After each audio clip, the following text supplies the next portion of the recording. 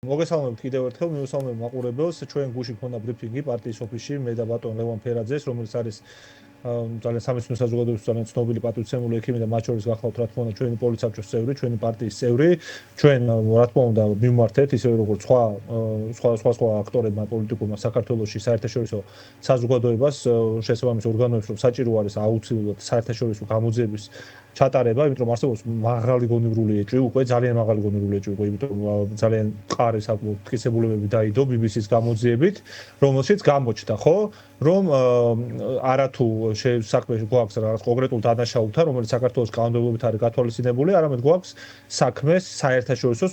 სამართლის პოტენციურად ეს ავარაუდოთ დანაშაულთან, იმიტომ რომ გამოყენებული იქნა ნივთიერება მაღალი ალბათობით, რომელსაც 1930 წელს ჯერ კიდევ აკრძალული ნივთიერების სტატუსი მიენიჭა და საერთაშორისო სამართლით აიგზავა მისი გამოყენება, ხო? BBC-ს გამოძიებას უიცვლად არ უდონებია თვალყური, მე ურჩევდი ადევნონ თვალყური, იმიტომ რომ გარდა იმისა, რომ ხა BBC რა თქმა უნდა არის მაღალი რეპუტაციის და სანდოობის მქონე მედია საშუალება, ძალიან ლოგიკურად, ძალიან ასე ვთქვათ, აი კონკრეტული მტკიცებულებებია მოყვანილი თუ რა აძლევს ამის თქმის საშუალებას თუნდაც BBC-ს გამომძიებელ ჟურნალისტებს. ხო, იქ არის არა მხოლოდ ქართველი ექიმების დასკვნა, არამედ მათ შორის არის გაეროს ექსპერტის და სხვა ასე ვთქვათ მაღალი რანგის ფიგურების დასკვნები და მათ შორის გახლავთ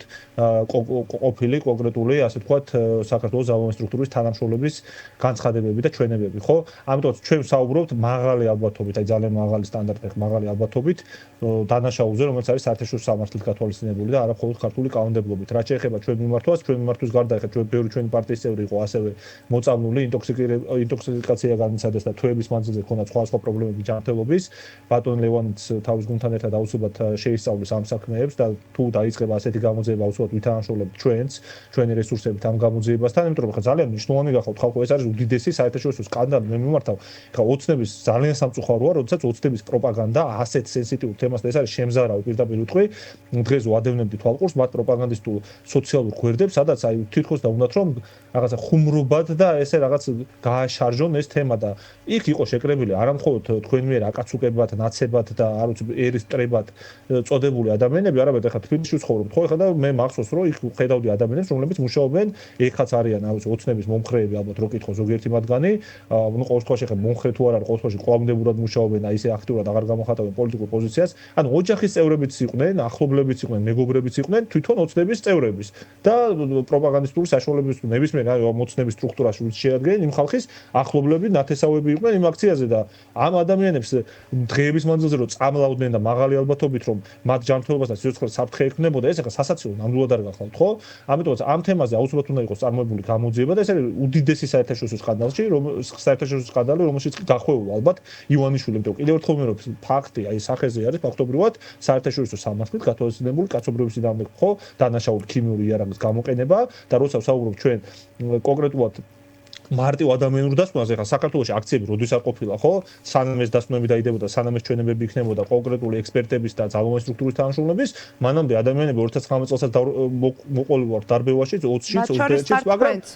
დიახ, მეც მათ შორის ყოფილა 20 ივნისის დაზარალებული და მაშინაც ვიყავ გაზით მოწამლული, მაგრამ აი ესეთი რაღაც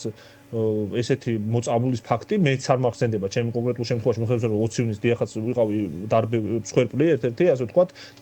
დაზარალებული, არ მახსენდება, როცა თვეების მანძილზე გიგრძელდებოდეს კანის წვა, ფილტვების პრობლემა, არ ვიცი ხარ და კიდევ ბევრნაირი პრობლემა, რომელიც ჰქონდათ, ხო? ეხლა მე არ გახლავართ მედიცინის ექსპერტი, მაგრამ იგივენაირად ხვებსაც შეეძლოთ, რა თქმა უნდა, ეს სიმპტომები უპრეცედენტოდ, რომელიც თვეების მანძილზე გრძელდებოდა, ჩვენ მეგობრებზე ბოლო-ბოლო, ხო? და ამიტომ ახლა შევაჯამო, ჩვენ ვსაუბრობ დანაშაულზე, რომელიც არა მხოლოდ სანქციების ახალი ეტაპის დასაწყისი შეიძლება გახდეს, არამედ საერთაშორისო სისხლით სამართლის წესით შეიძლება დაისაჯოს კონკრეტული პირები. მინდა რომ მოვასწროთ ბატონ გია ბარამიძესთან დაკავშირებითაც პატიმრობა შეუფარდეს დაუსწრებლად. ჩვენ მე ვუსმენდი გიორგი ბარამიძის განცხადებას, მას შეშფოთების არ ეტყობოდა, თუმცა რაზე მიუთითებს რუსეთის ეს გადაწყვეტილება? დიახ, კიდევ ერთხელ ვიმეორებ, რომ ბატონი გიორგი ბარამიძე, ისევე როგორც ჩვენი გუნდის ყველა წევრი არის ანტისაოკუპაციო ბრძოლაში ჩართული. ჩვენ ძალიან კარგად გვესმის ის საფრთხეები, რომელიც არსებობს ამ ბრძოლაში ყოფნის დროს. მათ შორის ბატონი გია ბარამიძე აფხაზეთშიც იბრძოდა რუსული საოკუპაციო არმიის წინააღმდეგ, მათ შორის იყო კიევის მისადგომებთან და ელოდა ოკუპანტის შემოსვლას, იმისთვის რომ ქართული ლეგიონის რიგებში დაეცვა უკრაინა, იმიტომ რომ კარგად ესმოდა რომ მათ შორის როგორც უნაუნსოს ბატალიონის მებრძოლები იცავდნენ ფსკოვის წყალთან ერთად დნეპრს, ისე იცავდნენ ქართული ლეგიონის წევრები და სხვა ქართული ბატალიონის წევრები უკრაინასთან ერთად საქართველოს, ხო, რუსული იმპერიისგან და ჩვენ როცა ვსაუბრობთ ამ დიდ ბრძოლაზე, ამიტომაც ვამახვილებთ აქცენტს, რომ დიახაც მიხეილ სააკაშვილი არის პუტინის პატიმარი, რომ ბატონი გია ბარამიძე არა მარტო უკრაინაში და აფხაზეთში მიღებული სამხედრო მონაწილეობის გამო ისჯება, არამედ ისჯება იმ რეფორმების გამო, რომელიც მიხეილ სააკაშვილის გუნდში ყოფნის დროს გაატარა, მათ შორის თუნდაც ძალოვან სტრუქტურებში, ხო? და ნაციონალური მოძრაობის არაერთი წევრი, არაერთი ლიდერი არის დევნილი რუსეთის კონკრეტული სასამართლოს, აი გამამტყუნებელი, ეგრეთ წოდებული განაჩენების საფუძველზე და დღეს მათთან ჰარმონიაში იმყოფება ივანიშვილი და მისი ოცნება, წულუკიანის ღალატის კომისიას, რო უწოდებთ, რატო უწოდებთ, რომ იგივე ბრალდებები იყო გაჟღერებული მიხეილ სააკაშვილის, ქართული სამხედროების და მათ შორის საქართველოს ნაციონალური მოძრაობის წევრების და პოლიტიკური თავმჯდომარის პირების მიმართ რა ბრალდებებსაც აჟღერებს დღესაც რუსული სასამართლო. მაგრამ ჩვენი ბრძოლა ამ რუსული იმპერიისთან გაუცილებლად დასრულდება გამარჯვებით, ჩვენ არც ერთი ამ ბრალდების, მათ შორის ამ ღალატის კომისიის დასმის თუ ნებისმიერ რუსული სასამართლოს განაჩენის არ გვეშინია, ჩვენი ბრძოლა აუცილებლად დასრულდება გამარჯვებით, იმიტომ რომ ჩვენ უპირისპირდებით კიდევ ერთხელ მორჩები, როგორც ქვეყნის შიგნით ქვეყნის ფარგლებს გარეთ, პუტინის რეჟიმს და მის ფილიალს, რომელიც იყენებს ყველა მეთოდს, წავსვლელია არუზი ყველანაირი ტიპის იარაღის გამოყენებაზე, მაგრამ თავისუფლებისთვის მებრძოლი ხალხი გავიმარჯვებთ. მადლობა კიდევ ერთხელ ჩართვისთვის. მადლობა. მოგიწოდეთ რომ რუსთავაზე გავიდეთ, ყველა ვინც უყურებს ახლა ტელეკრანზე ჩვენ გადაცემას. მადლობა ირაკლი ფავლენიშვილს უსმენდით ჩვენ პირდაპირ ეთერში. ახლა რეკლამაზე უნდა გავიდეთ, რეკლამის შემდეგ ბრუნდებით ეთერში და ყველგან.